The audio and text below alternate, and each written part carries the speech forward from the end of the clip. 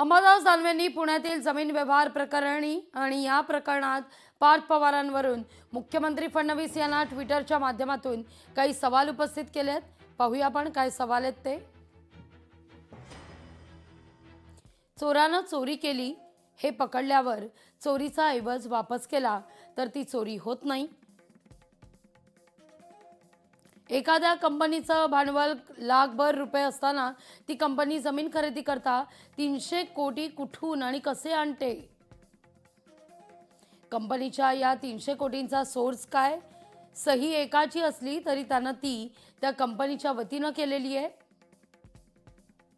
सहीचा हक्क दिलेला असताना कंपनीचा ठराव त्याच्या जोडीला असतो, मग गुन्हा फक्त एकावरच कसा, असा सवाल दानवे उपस्थित करतायत। शासनाचा कर बुडवला ही शासनाची फसवणूक आहे, मग पार्थ पवारांवर गुन्हा का दाखल नाही?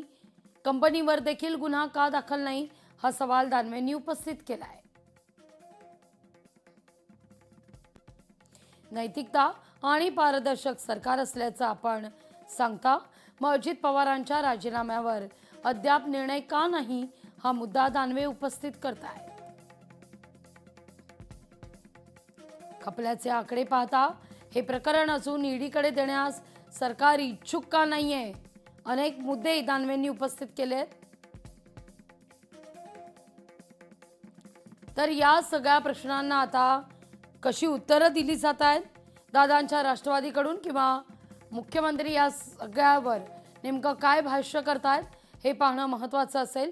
पुण्यातील जमीन व्यवहार प्रकरण आणि या प्रकरणी अंबादास दानवे यांनी पुन्हा एकदा सकाळी ट्वीट करत काही सवाल उपस्थित केले आहेत।